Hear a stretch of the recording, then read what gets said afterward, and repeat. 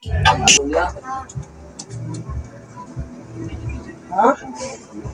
Motor ko na. Okay ka, tawag.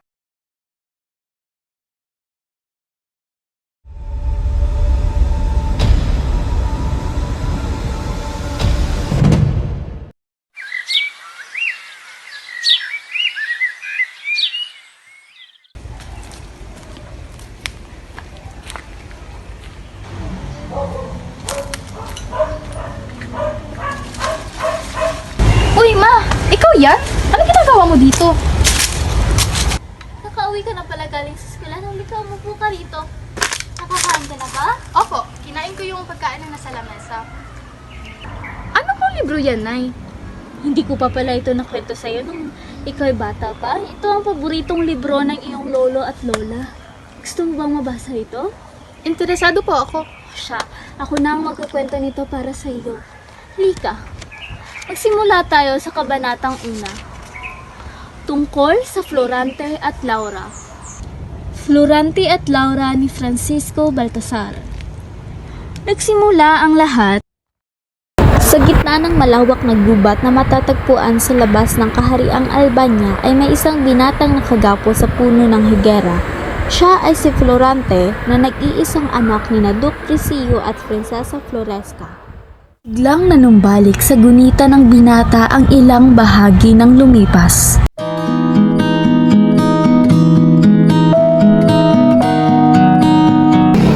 Florante, ang bawat sandaling hindi ko kapiling ay katumbas ng maraming taon sa akin. Huwag kang mag-alala, Giliw kong Laura. Ang pag-ibig ko sa iyo ay walang mali. Florante, ito ang mga bulaklak upang mapasaya kita. Maraming salamat. Pinahalintulad kita sa kagandahan ng mga bulaklak na ito. Florante, ito ang espada mo. Itago mo yan sa iyong pandima. Huwag kang mag-alala, mahal kong Laura. Hindi ako mapapahamak sa pakikidigma ko.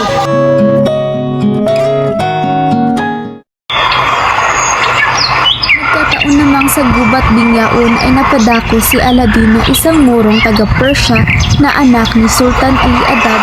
Hindi ako makapaniwala na isang muro ang makapagligtas sa akin.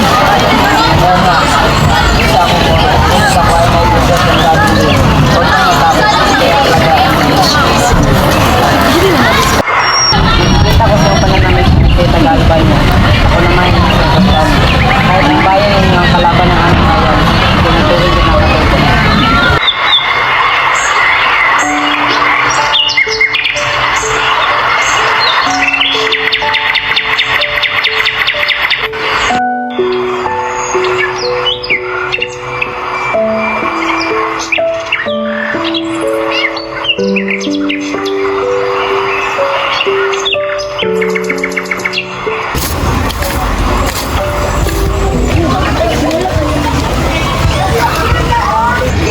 Isa kang mabuting kaibigan. Paano kita mapapasalamatan? Tiwala ka sa akin. Kwento mo naman kung bakit ka nagaganito. Isasalaysay ko sa iyo ang aking buhay. Ako nga pala si Florante. Ako'y nakatira sa Albania. Ako'y anak ni Duke Priscillo at Prinsesa Floresca. Ang aking ina ay anak ng hari sa kahariang Crotona. At ang aking ama ay ang tagapayo sa hari ng Albania na si Haring Linceo na ama ng aking sinisinta na si Laura. Bantog ang ama ko sa karunungan. Nung musmus pa lamang si Florante ay ikinuwento ng kanyang ina na siya ay muntikan ng madagit ng buwetre. Buti na lamang ay nandyan ang kanyang pinsan na si Minalipo.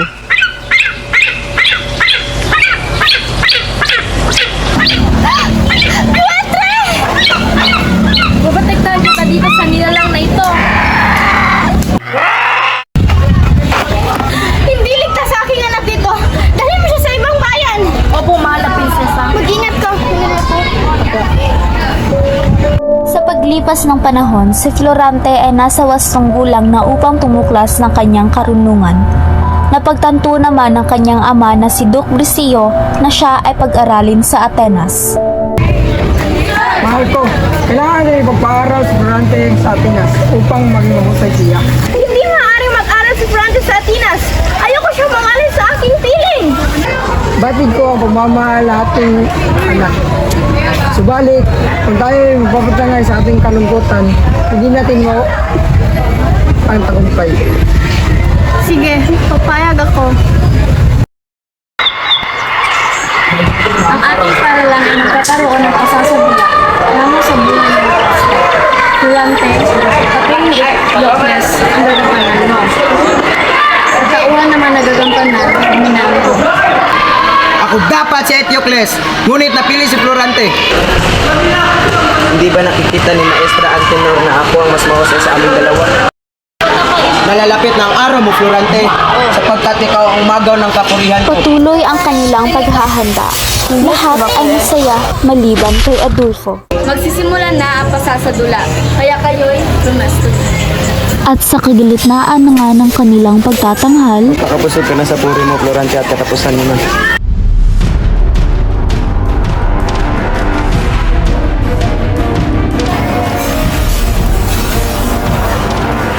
Bitawan mo yan, Adolfo. Ano nangyari dito? Bakit mo tinangkang pinatatayin ang iyong kababayan? Nababaliw ka na ba? Magigante ako.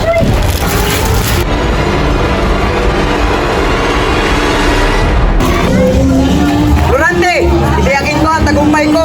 Itayakin ko. at pagkatapos ng pangyayari, si Adolfo ay pinauwi sa Albania. Babasahin ko tong sulat na ipinadala sa akin. Iyan ang katotohanan, anak. Pumanaw na iyong ina. Hindi ko ito pinaalam sa iyo noon upang huwag masira ang iyong pag-aaral. Ang iyong ama, Duke Brescio. Oh, ang aking ina ay wala na. Paano niyo to nagawa sa akin? Huwag masyadong malungkot, sir. Salamat sa pag-alala mo, Minandro. Isa kang dakilang kaibigan. Uwi ako sa amin. Balak mo bang sumama? Oo, sasamahin kita. Handa akong tawain ka sa iyo.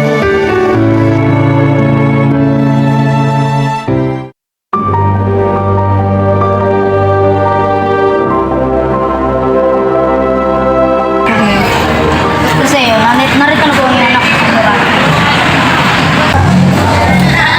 Ama ko, hindi ko nakakalam ganito kapait ang pagkikita natin muli. Anak ko, sumubok pa yung nagagana. Nga ama, may gusto akong ipakilala sa iyo. Siya ang kaibigan kong si Minandro. Aking pagkailan ay handa malungkot sa iyo. Palang araw ito ay makakagawin ko sa iyo. Siya nga pala. Darating sa kapana. Alam ko na naayon mo sila. Hindi nag-aksya ng sandali ang mag-ama. Noon din ay nagsadya sila sa palasyo ni Haring Lencillo at nang magkaharap sila ay Buti at nasadya kayo sa akin. Duke, sino yung mga kasama? Magandang umaga sa iyo. Ako si Melanie, ay kaibigan ni Florante. Ako nga pala si Florante, ang nag-iisang anak ni Haring Duke Brescio.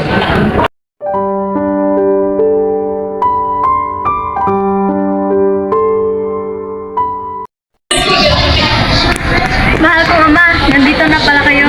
Wala, anak ko. sa kagustuhan na rin ng hari, ang magandang si Laura ay nakaumpok nila sa pag-uusap na iyon. Kakaibang damdamin ang nadarama ni Florante at halos litong-litoy ito at di tuwid magsalita at laging sumusulyap sa kagandahan ni Laura. Hindi naman lingid sa kanya ay gayon din ang nadarama ni Laura. Nang matapos ang kanilang pulong, umuwi na sina Florante. Hindi mapawi ang kanyang kalungkutan dahil malapit na ang digmaan at hindi pa rin siya makakapagtapat ng pag-ibig sa kanyang minamahal na si Laura. Nang minsan hindi sinasadyang magkita ang dalawang nag-iibigan ay Hiwaga ng pagkakataon. Hindi ako makapaniwala na ating nagising pa sa sandaling ito. Dahil nga natin, Laura, ang kalungkutan na darama ko ngayon ay nagsimula nang ikay nakilala.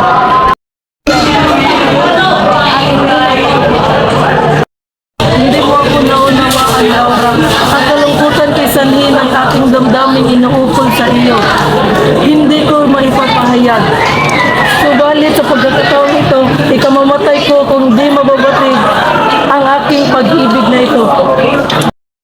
Laura, inibig ko ka. At kung hindi ka labisan, ay nais kong bago ako magtungo sa gitnaan, ay bigyan mo ako ng liwanag. Nais na lumisan kang puso.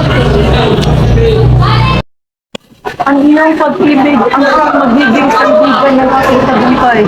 Paalam.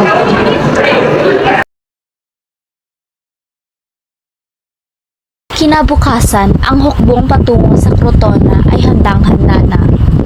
Sa marahas na pagdahulong ni na Florante, ang mga Moro ay nagulo at hindi matutuhan ang gagawin. Nakipaglaban ang lahat hanggang sa natalo si Florante.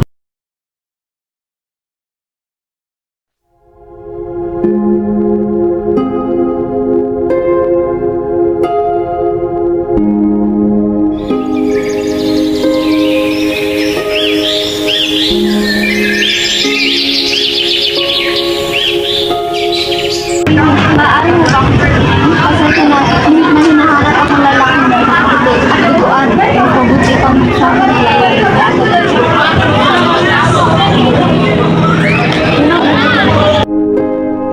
Unang-una si Juan. Maaari ko bang malaman mo?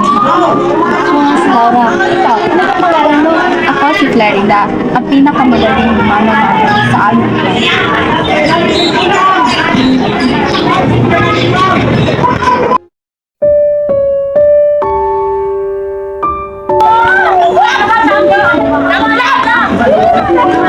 Parang yun nga ako, no? Durante! I love you!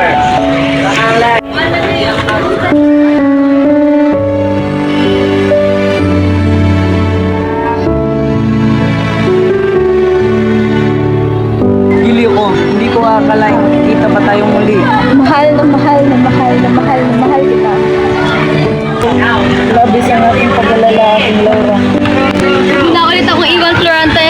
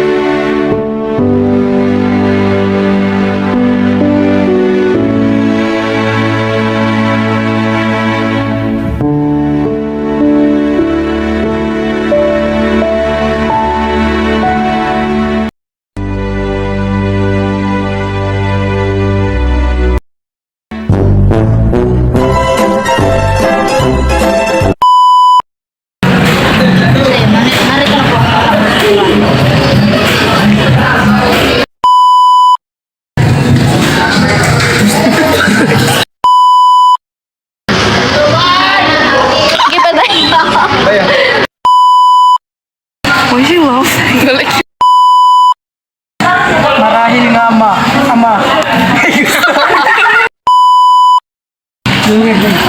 Marahil nga ama, may gusto akong ipakilala sa iyo. Siya ang kaibigan kong si Minando.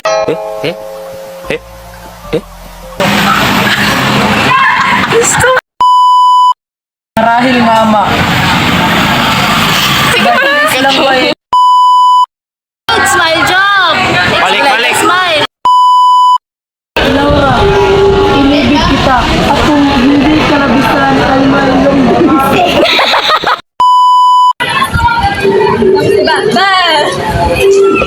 It was at this moment that he knew He f***ed up.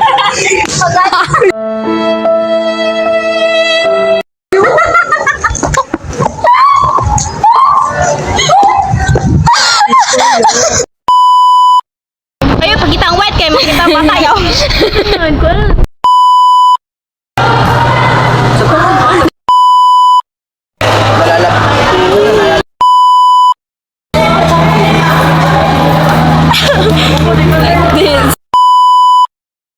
Nalalapit ng araw mo, Florante.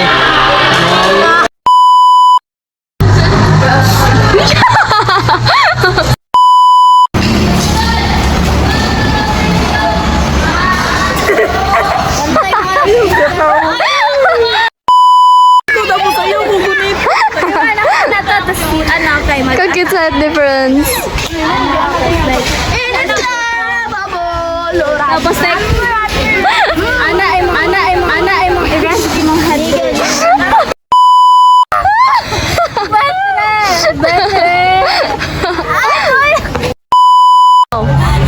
Dalhin mo kumaking anak sa hindi maaaring mag-aral si Francis. Hindi maaaring mag-aral si Francis ha.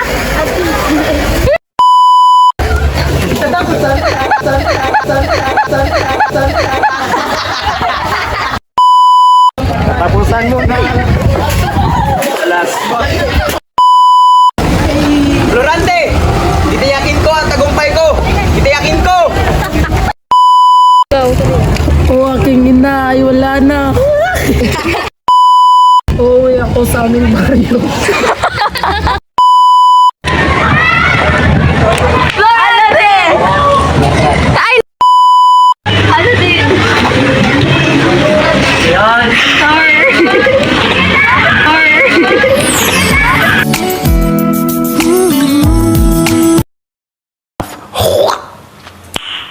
Nice.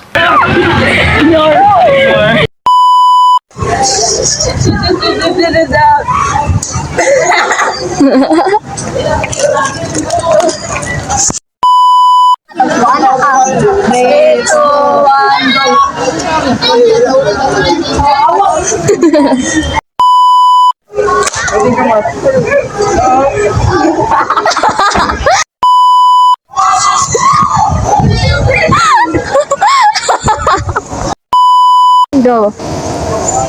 Sandig. Uy, sandig, uy! Sa kuha ko yun, siya magkakumutan na. Baby plus. Lipat lang.